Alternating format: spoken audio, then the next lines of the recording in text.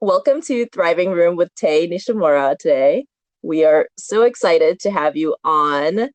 It's been a little bit of time since we've chatted, since I showed up to your nonprofit hack day in October and showed up to your nonprofit's monthly meeting. So I'd love to catch up on that a bit, and I'm really excited to have you here Yeah, thanks for today. having me. I was really excited when you reached out. Tell me, with Project Reclass, you can tell us a little bit about it and then tell us how that even came Yeah. about. So I'd like to also mention that I have a co-founder, Kunal Jha. We met maybe 5 years back, and he is an Army officer. And he's in Georgia right now. And all of our prisons that we've been working in have been in Georgia. So the mission of Project Reclass is to work with incarcerated veterans, meaning people who have served in the military and are now currently serving a sentence in prison. We want to give them the skills, technical, vocational skills to get a job when they get out. And specifically, we're honing in on computer networking. We want to take a holistic approach to it, where we also talk about the value of having served in the military and what it means for these veterans. We had different kinds of modules. Some are more technical, some are less. One challenge that we've been facing with it this year is that there is no prison education happening because of COVID-19, because most prison education programs are in person. Even getting something approved like a Zoom class, which is how most people are adopting to COVID-19, is not allowed in a lot of prisons due to security reasons. So we have been adapting the product very rapidly to meet the needs. Why I got into this, that's a really good question, because I haven't served myself in the military. It's a very good question to ask, like, why is Tay doing this? When I was younger, I was honestly a complete delinquent, and I don't tell people this usually. I did all the things I could think to do that were not kosher, I guess. I don't know how I got the grades I did. I had a lot of mental health challenges, and very much I struggled to find something that kept me going. And the one thing that did help during really difficult times was my dance team. So I founded a Chinese dance team because I grew up doing Chinese dance. I'm Japanese, but I've been doing Chinese dance since I was a little girl, and I really wanted to continue doing that with friends in college. Personal projects are something you can pour your whole life into. So even as I was working through depression, I had this thing that I could spend an indefinite amount of time on. It took all of my focus. Because of my experience as a dancer, I was able to give back to the community by hosting really big shows, but also teaching others the art of traditional Chinese dance. Even during my internships, I wasn't really sure I wanted to be a software engineer. I was really blessed to get good internships. I think it's because what they test a lot when you're doing internships in college is your mathematical ability. Can you write this algorithm? Because you don't have any professional experience to talk about. And I happen to be pretty good at math. I passed a bunch of interviews that allow me to work at Amazon, Google. But my heart really wasn't there. I actually wanted to become an architect. People told me things like, hey, you're not cut out for this. You should go into marketing. That's what you're good at. It was because I was expressing that I wasn't sure if I wanted to do this. Looking back, I know that. But in the moment, it's like, oh, darn, I'm not cut out for this. These smart people are telling me so. And so when I started my career, I was actually really anxious that I'm not going to do well, that I'm not going to click with this computer thing ever. When I got out of college, I took on a really challenging job. Looking back, I can say this now. I think I was underqualified for the position.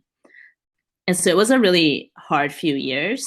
And I went back to old coping mechanisms. It was really hard for me to get out of bed some days. And I really didn't know what to do because, you know, when you go to like a talk, it's usually someone successful. And it's like, well, they knew they loved computers since they were born, and they started it when they were in middle school and yada, yada. And they're just optimizing on a success that was always there for them. That wasn't my story. So I had to find a way to figure out how I'm going to move forward. I went to a ball at West Point. It was a Tinder date. somebody on Tinder was like, hey, do you want to come to this ball with me at West Point? And I didn't know what West Point was. It's actually the United States Military Academy. So I went because I wanted to get away from work. And there I was just so enamored by the cadets that were graduating soon. We saw a play where they outlined their 4 years of experience, and it was like, we have no sleep, we can't go anywhere, we have to do all these crazy ruck marches, like physically and mentally pushed to the limits. And I was like, whoa, these people have survived what I feel like I'm going through because I'm behind. I felt like I was pouring 12 hours a day into my job. It was taking me to the limits of my psychological comfort. What makes these cadets able to get through this? It's about reframing your mind.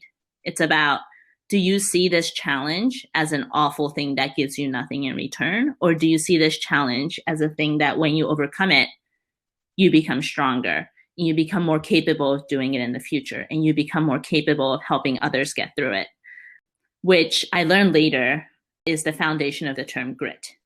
Grit is not about how talented you are, it is about how you deal with adversity.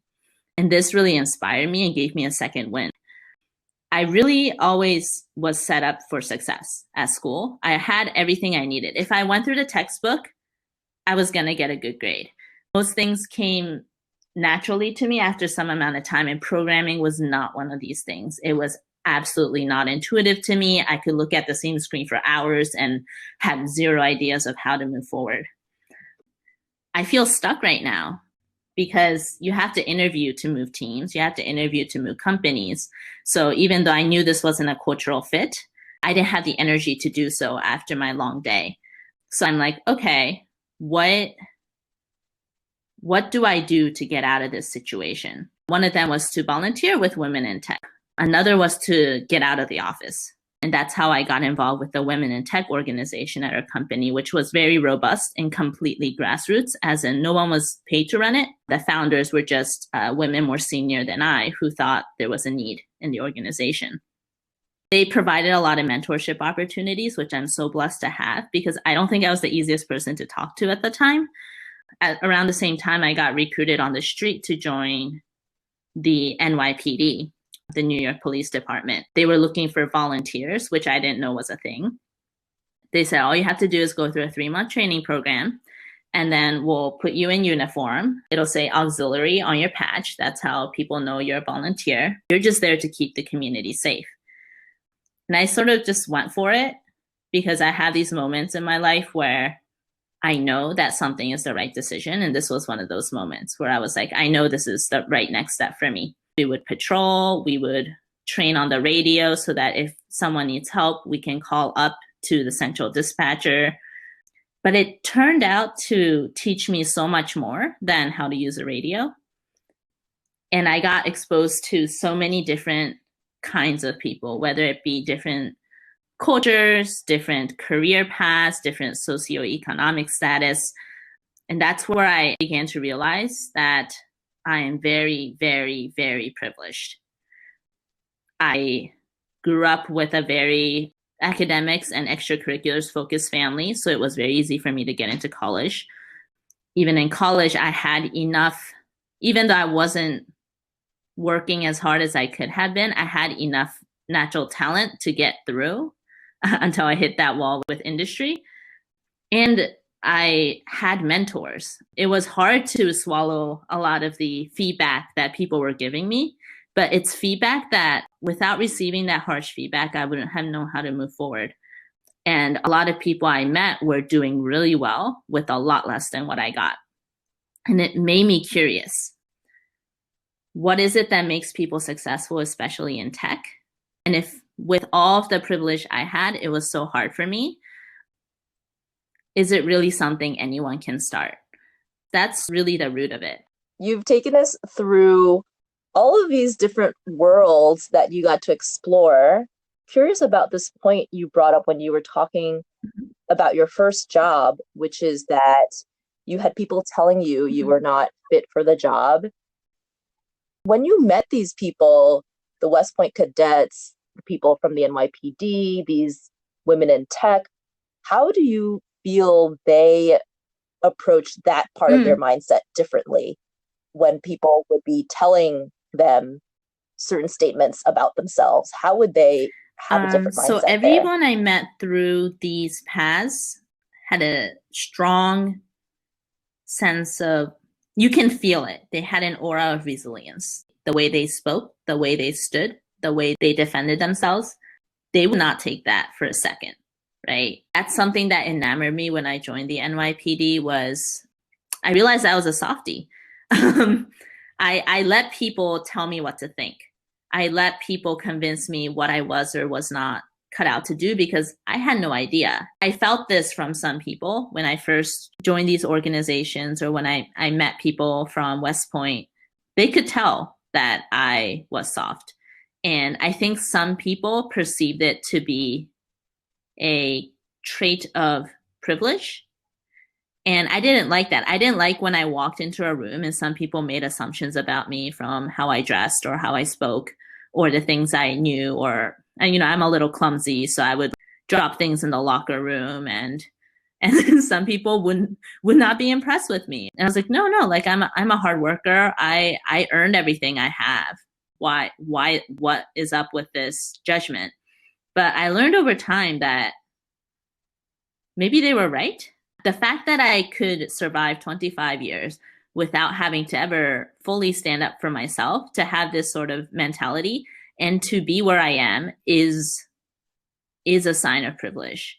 And when you've gone through hardships, it can be frustrating. We all get wiser over time, but it can be frustrating when you've really worked for what you have and someone thinks they also have. But from your perspective, it's a very different amount of work. And I respected that. I wanted people like that to respect me, to think, I've worked for what I have. What an amazing way to frame the way that you realize your privilege. How could you have survived 25 years without Right. having to stand up for yourself? I had a conflict with a peer at my first precinct. The conflict resolution method wasn't the best. I basically was just like forced to talk to that person immediately, and I ended up crying, which was just so pathetic. In my mind, it's one of those moments where I'm like, oh, like that wasn't the reaction I wanted. That wasn't the reaction I have. And that didn't go over well with them either. Like they were like, why is she crying? But I realized whenever I'm stressed, I can just start crying, and that's okay. And that's not okay for a lot of people. It's not something they can just get away with. At the end of the day, they have to solve the problem. And I realized, when I cry, people help me. For someone who doesn't have that luxury, it's ridiculous. That is not a tool that's available to all people. Whereas I've looked at people and thought, oh, how are you so tough? I think that question, how are you so tough, actually implies I don't have to be that tough. I have not had to be that tough to get here. There have been a lot of difficult experiences I had this year where it didn't matter that I was sad. After having gone through it, I understand that I can relate to that attitude people had. And I actually think we talk a lot about how important it is to be gentle with ourselves. I wish that if that is something that is valuable to our society, that everybody could have that opportunity to be gentle with themselves. When we talk about toughness, can you go into a little more detail on, let's say, one of these days when you were really feeling the burnout, when maybe you had taken a sick day? What did you do? How did you find that toughness, and what did it look like with this newfound information and exposure? It's a really good that question. I could source to some of the experiences I had this year. I don't think they're unique to me. I think this year was tough for everybody in very, very different ways. I had a set of challenges, such as getting laid off, which was not easy. People don't talk about how tough it is, because I think it's just like a negative spiral that when you catch up with friends, you don't want to go down that spiral again. You want to talk about positive things. Not knowing what your path forward is and seeing the economy just crumble before you it's not a normal amount of stress. On top of that, I was going through some identity crisis because of the protests that were happening, wherein I joined the NYPD because I cared about the community and I wanted to learn about things outside of my job. I joined it for very pure reasons.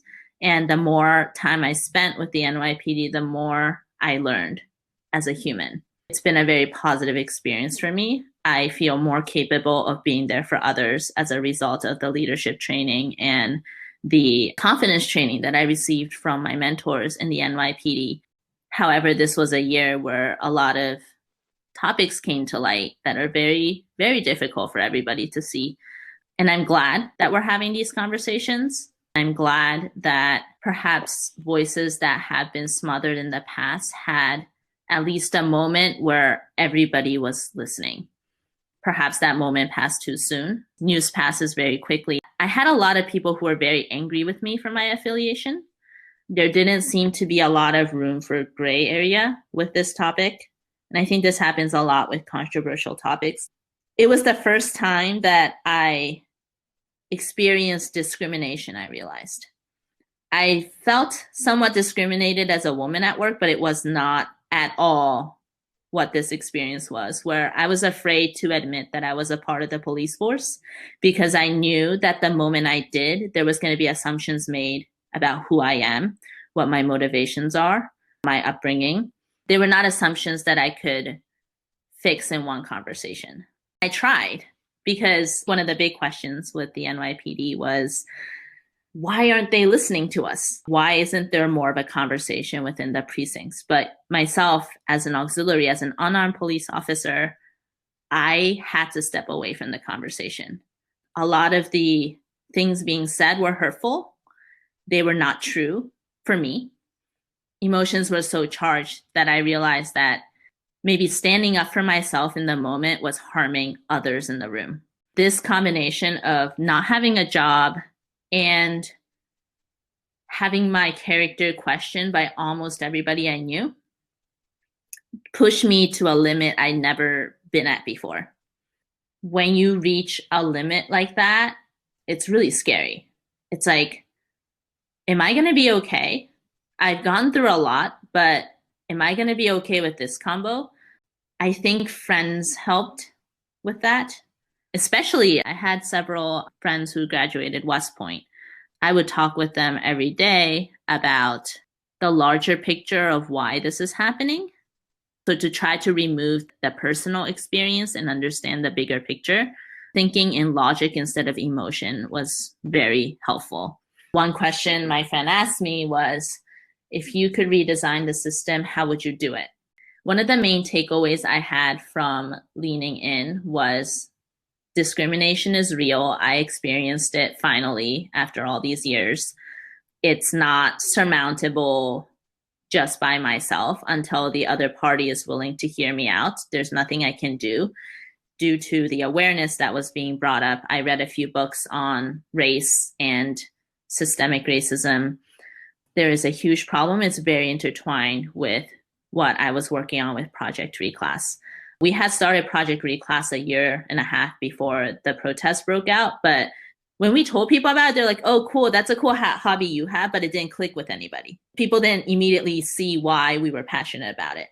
Since the protest started, it clicked immediately because the topic of incarceration was being brought up in conjunction with policing. This is how I can make an impact.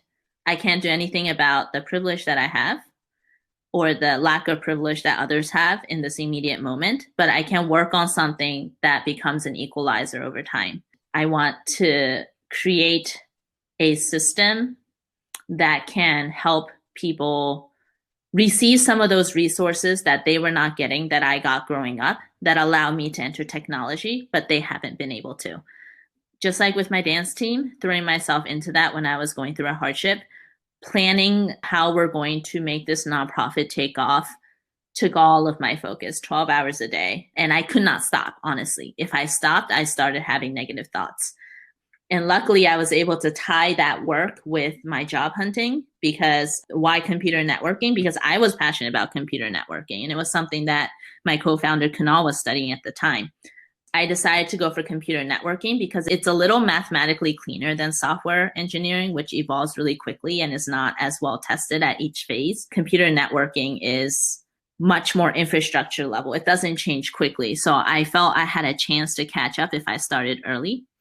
And this is true for the veterans as well. When you're incarcerated, you don't really have control over when you get out.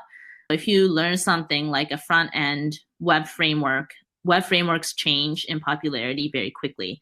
So by the time that we teach them something and they get out of prison and are ready to get employed, that technology may no longer be relevant. But networking doesn't change. Pouring myself into how we're going to rally the energy, the volunteers to help build this product, and tying that into my job hunting so that I felt I had an excuse to work on it, allowed me to escape things that were not in my control. I practiced a lot of stoicism, again, with one of my friends.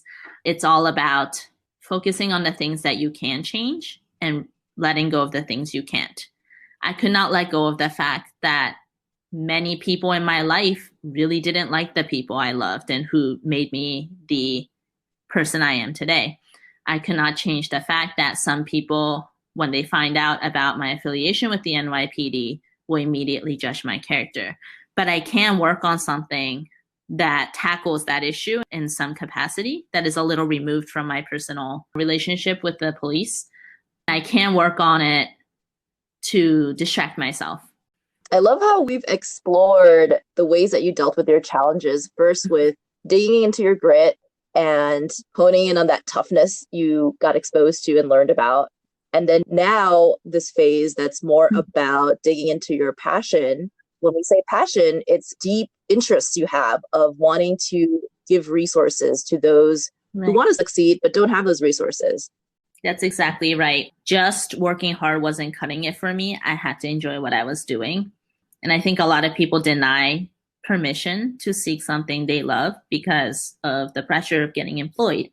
For me, when I was studying algorithms and preparing for a back-end engineer position, I completely crashed. Did not get out of bed for 3 days, crashed after a month of it because we were all also adjusting to quarantine. So studying things I wasn't passionate about for 12 hours a day was just torturous. And I woke up after the third day with this realization that I never want to do something I don't want to do ever again.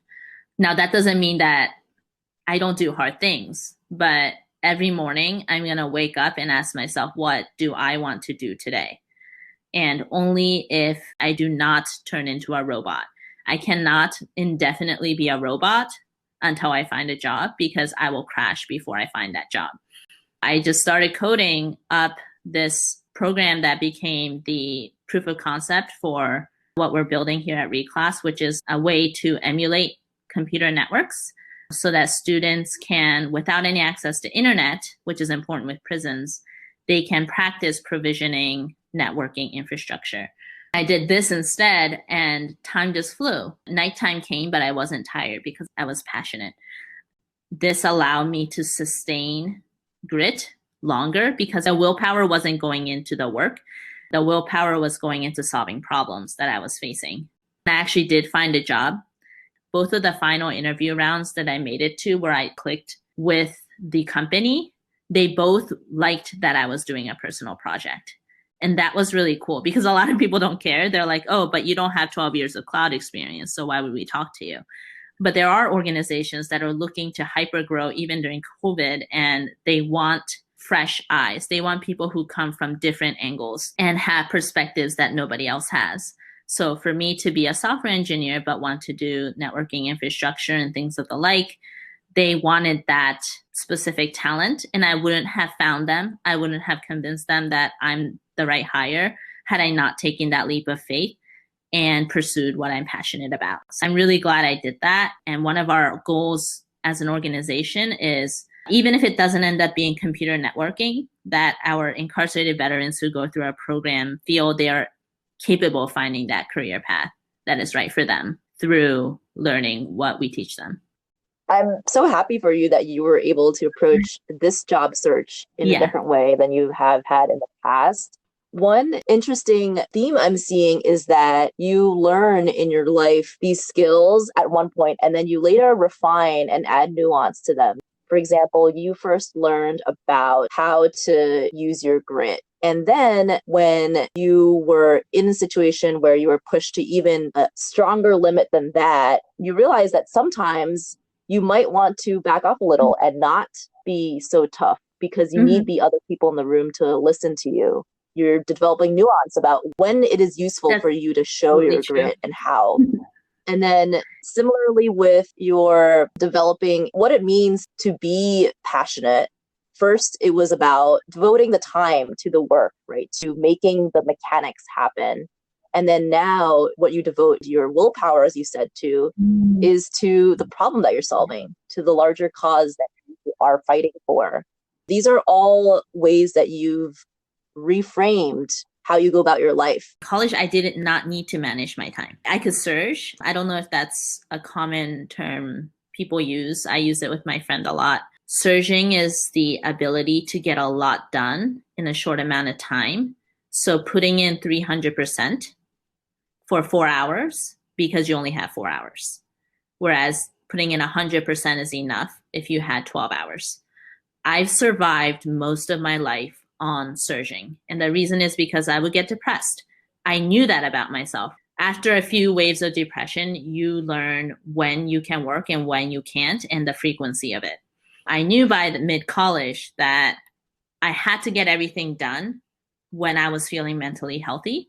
For example, maybe when I had a good support network or the right season, summer is better for me than winter. I would surge to get a year's worth of progress done in that time so that just in case whatever happened tomorrow, I can get through the year. This hasn't worked out with long-term projects. At work, I told you I burned out. It's because I would naturally surge, but you can't just surge for 3 months for a full-time career. When it came to this point in my life with COVID and the layoff and with not a lot of emotional bandwidth because of the protests, I lacked the ability to surge any more than I already was. And I had to learn to take a step back and to time box everything I was doing. I would only study the systems design part of technical interviewing for this many hours of the day. Then I would spend this many hours at NYPD. I would go patrolling for 6 hours. And when that time frame ended, whether I felt productive or not, I had to stop. I had to stop and do something else I had to do with my life. And that included booking some social time as well. Social time actually exhausts me, but the right social time also re-energizes me. So if I don't carve out that time, I'm not going to take it. Finding study buddies so that I'm spending most of my day with people, even though I'm alone in my room, so that the studying is still a human interaction was really key towards the beginning of quarantine. And when I started growing the Project Reclass team to not just myself and Kunal, but also all of the wonderful 18 volunteers we have now, that is when surging stopped being an option, truly. When it's just you and your project, it doesn't matter what burst you have. But when it's you and a lot of people who need to work together and you surge all the time, you don't have the bandwidth to help people either work through a challenge or interact with other team members. You don't have anything left for them when they need you. And I learned that when you're leading, it's a very different way to look at things. And luckily, again, I had friends from West Point, so they go through 4 years of pure leadership training and just being overwhelmed. When they're out in whatever duty that they need to do, whether it be in Afghanistan or whether it be creating peace in a country, no matter what the mission is, you need good leaders to execute on it. That was the first time that I was exposed to leadership as a profession. In tech, it's seen more as something you either naturally have or don't have. It's not really seen as a growth mindset. Your managers will develop it, but only if you have enough of it. That's the value of personal projects, is you can grow skills in your own time that perhaps industry doesn't have time to teach you. One of the things we talked about a lot was, what are the limits of my organization at any given point? And am I pushing too hard?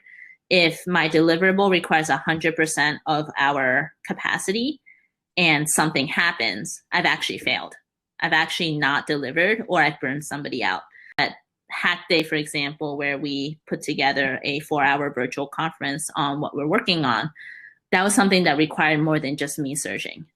I regret having pushed my team too hard.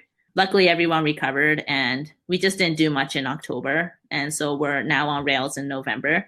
While I'm very grateful for all of the volunteers stepping up, I actually think that as a leader, I did the wrong thing. I should have aspired to a 2-hour event or maybe to not have different tracks, but I aspired to a lot and we succeeded in the end, but we succeeded because we were lucky, not because I had allocated that bandwidth ahead of time. So learning the humility of you can't just always try to push through. You can depend on grit and having a lot of it in your personal life, but you can't depend on grit in an organization was very enlightening for me. And so moving forward, what I'm trying to work on is understanding how to be patient and how to capacity plan properly.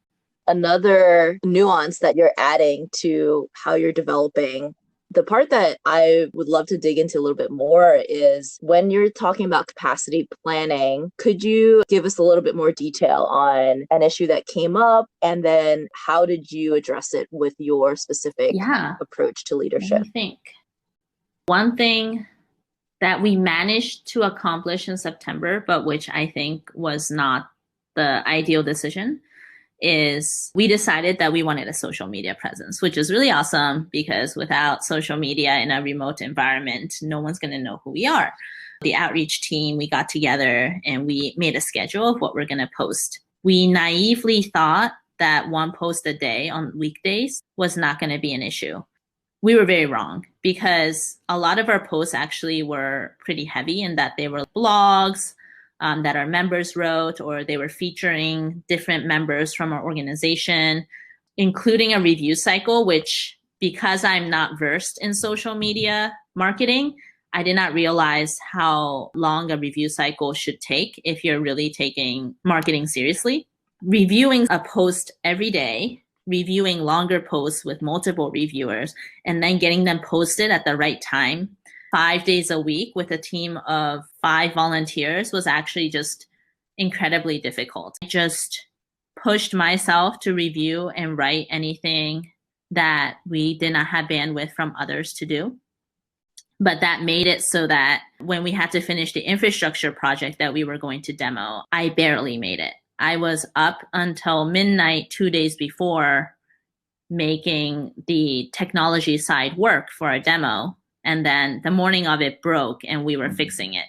And then luckily everything worked out. We had a great demo. We had what's 4 times 5, 20 excellent social media posts in September, but we were completely burned out. When you look at it in the past, it's like, well, we did that. So now we have this following. We have people who support us. It was a success. But when I think about what I did to my team, it could have made some of my volunteers, if they weren't more gritty, less passionate because they were tired. In October, we looked into, okay, how do we make this sustainable? So we went down to 3 posts a week, but then we went down to 2 posts a week, and we went down to 1 post a week. And that was actually the cadence that was sustainable. If I look back to my first job, my first team, where we had 3 years to do a really big project, I realized, oh, this was the same thing. It happened so easily. It wasn't like anyone was being unfair to me. This was the project and I couldn't keep up with it. Startups are always going through this, right? It's my job to protect my volunteers from burning out. That was a really humbling experience for me. You can't just surge when other people's lives are involved in the project. I'm really impressed by your ability to adapt, to recognize what you were doing wrong and to change that in a relatively short amount of time. Part of my hypothesis is that there's a foundation behind that, which I got the pleasure to experience when I joined your meetings, which is one that you are very candid in extremely well-intentioned way. During the meeting, everyone would give a presentation and you would offer direct feedback right away, very transparent. The other part of the foundation is that there was this great energy, this positive reinforcement where you were celebrating people's promotions based on their dedication and what they had done with Reclass. as well as letting people know right away when they had come up with a great idea and encouraging them to use their imagination, to be creative and have people come up with their own solution. Tell me a little bit more whether that rings true and what else you see as Sure. critical to the way that you lead. I try to practice radical transparency, which is something one of my managers at my first job practiced. She was actually really influential. I think you actually know her, but I won't mention her name. She was pivotal to me turning my career around because she never held back. At one point, I was describing how I was having trouble moving teams, and she told me the fact that people think they don't need to work for the support that they get from leadership is a problem with millennials. I didn't understand it at the time, but as I progressed in my career, I did understand what she was trying to tell me is I thought that by working for this company, there must be a pathway to success. And the real world is not like that. The company itself needs to be successful. They have to ensure that with everything they have. The reason they would develop me is because they believe I am a positive delta on that mission. But that would have taken me decades to realize if everybody was sugarcoating their feedback.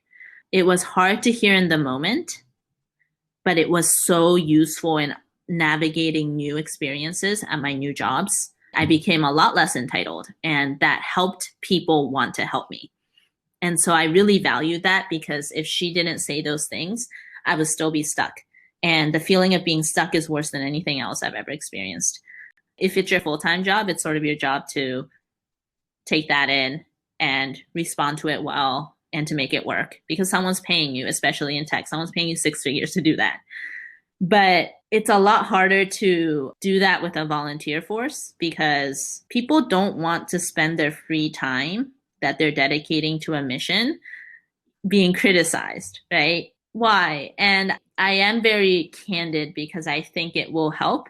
However, not everyone grows well from it. And I didn't grow well from it when I first started working. I was very used to a positive reinforcement world, especially because I had a creative upbringing with dance and violin. These are disciplines where your morale is a huge part of your success and your ability to create.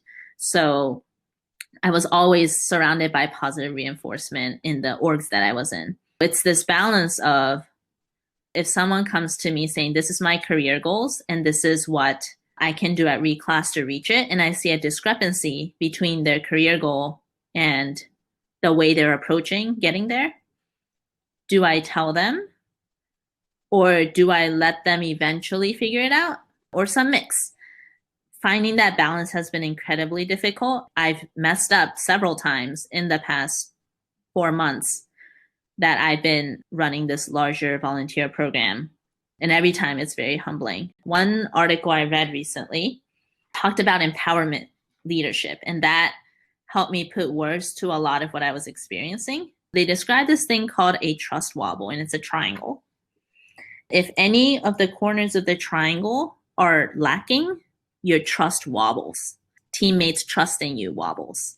And the 3 corners were authenticity, meaning Tay is real with me right now.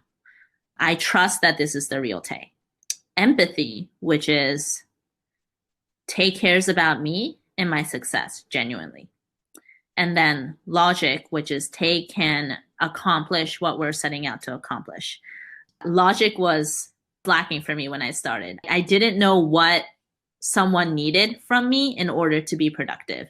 I didn't know what input files their program needed that I needed to provide up front. So there was a lot of struggles there, but I've gotten better at that. It's probably one of the easiest corners to master because there's a lot of literature on it and a lot of immediate feedback. The harder ones are how people feel when they work with you. Authenticity is a really hard one for specifically what we're talking about because radical transparency is harmful for some people in my org. It's not the easiest way for them to develop. Positive reinforcement, because of my background, because I'm in a paramilitary organization, because many of my friends are military, Positive reinforcement sometimes feels like I'm lying because I'm used to very direct feedback. What happens sometimes is when I try to be too positive and I deviate from my true thoughts, it actually makes the trust wobble. Another piece is empathy. Not everyone associates criticism with love. Not everyone feels that when someone says something that criticizes their work, that might still mean that the person really cares about you. Sometimes I'm very authentic, but I don't come off empathetic. Whereas in my universe, knowing the truth is more important than anything else. Because no matter how many people tell you that you are a fast runner, if you're not going to win the race if that is what you wanted to do. However, phrasing really mattered. And I think this is what I'm going to work on next is how I present information that I see. People come to Reclass to be rejuvenated, to have people to be excited about a mission with. Morale is, I think, the most important thing for us because it is what gets us to the next level. Once everyone's passionate, there's a lot of ways that we can work on our flaws. However, once we don't believe in what we're doing, I don't think any of the other feedback would stick anyways. You're working with such a diverse range of personalities and learning styles. What advice would you give to someone who is also on that journey of figuring out how to have empathy? Very recently, actually, I was talking to someone about this just last week. I talk to learn. I bounce ideas with people. What are your assumptions? If you say, hey, this is a project, maybe write a blog. It's due by this day. Very simple setting. What are your assumptions? My assumption is that it's going to be reviewed by the person. And if they're not good with grammar, that they're going to pass it through some sort of grammar check. My assumption is that they know that a week before, they need to get it peer reviewed by someone in an organization. Another assumption I might have is that the peer reviewer knows they need to give the author enough time to reconcile the disagreements that they may have so that by the time that we publish, it's ready and that we publish on 3 platforms. There's a lot of assumptions you make with a simple sentence. Depending on your work experience, that could turn out very differently. And I used to get upset about it or insecure, one or the other. Either I'd be like, this isn't what we talked about, or I would be like, what's wrong with me that I can't get this project? It seems simple. Why did we have this miscommunication? I'm the leader. What happened? Ever since I learned to reinvestigate my assumptions, I've had a much better time framing it. With every individual who comes from a different walk of life, we work with military spouses, we work with students, we work with folks who are transitioning from one industry to the other. We work with military personnel, non-military personnel. And I myself am from a very niche background of corporate tech, which is actually one of the most unique organizational structures out there. Whenever we finish a small project, I have to reinvestigate what are the things that went as expected and what are the things that didn't. And if something didn't go as expected, my question to myself is, what assumption do I have that they don't have? And how can we talk about it? This doesn't just help me with Project Reclass, but with my new job, I work across continents. Many of my colleagues are in France. I am in the US, which means that we have about 2 to 3 hours of time overlapped to figure out anything I need to know to finish my day, and then 6 hours alone. On top of that, we're from very different cultures. We have very different styles of work. I've never been in infrastructure before, so a lot of words and processes are confusing to me. For example, incident response. I don't have a lot of training in that. Learning to look at my assumptions has helped me communicate up as well. And so I found that everything that helps me lead helps me be a better subordinate. Whenever I run into a challenge at work now, I channel my inner whoever I like working with at Reclass. I couldn't do this project without them. I have so many talented people working with me. Now that sounds like an interviewing process that worked well because they asked you about your side projects during the interviewing. they didn't ask just to ask. You really do benefit in this work culture from what you've learned from your outside of work Not only experiences. did the technologies I was working with help me with the interview, but working between different disciplines is really challenging. And something we are trying to figure out as an organization is when you're from different cultures and backgrounds and you mash a bunch of people together from around the world who are passionate about this thing, how do you make that productive? You have brought up the West Point cadets you've met multiple times now. Let's say you're sending out a message to them. What would you say to them about what you're grateful for from them? It would be really personal. Thank you so much for being there for me in 2020. I wasn't always the easiest person to work with. For a lot of it, it was about me. It was really about me. But to be willing to take these things that are about me, turn them into an intellectual debate, and to question me and to not just agree, but push me to be better. I can know a lot of people, but it's hard for me to feel understood. To take that extra step to understand in one of the hardest years of my life really saved me and really turned this year from a survival to a thriving year. And I wasn't always lucky enough to have people like that in my life. So thank you for teaching me grit. Thank you so much for believing me. That's beautiful. Thank you so much for taking us through your journey of how you got yourself unstuck, how you applied that as you reached deep into your passions, learned to have patience through failure, and you continue to have parts that you want to improve about yourself, such as what you mentioned of phrasing, the way that you give feedback in an even more refined way with your team. So inspiring to see you have grown so much and you continue to have this drive to grow. I immediately knew I wanted to do this because as a friend, you've always been good at asking the right questions and digging deeper in a way that not everyone does when you get to know somebody. So I was like, this will be really awesome. And I was really flattered you thought of me. I'm really grateful that you've given me the opportunity to have this conversation. What can people do if they want to find you or your work? So or adding me catch on up with you? LinkedIn is totally a good way. There's also a website, projectreclass.org. That's projectreclass.org. And we have ways to concretely get involved. And our email right now is reclassltd@gmail.com if they want to volunteer with us. Thank you for tuning in. To get all that contact information in writing and for more resources that complement the story we all just listened to, please check out our companion newsletter at thrivingroom.substack.com and subscribe if you like. Get in touch with us with feedback and anything on your mind. See you next time.